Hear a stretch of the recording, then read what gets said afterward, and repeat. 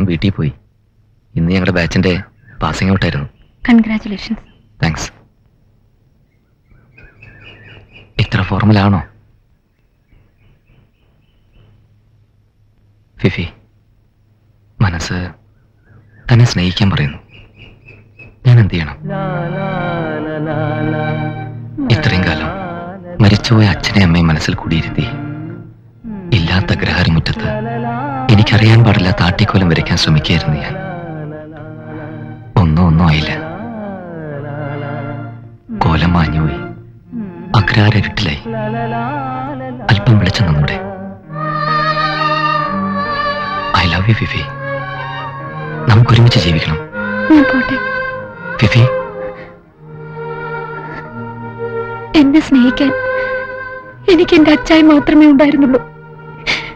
കർത്താവിന് പോലും എന്നോട് സഹതാപമേ ഉള്ളൂ, സ്നേഹമില്ല.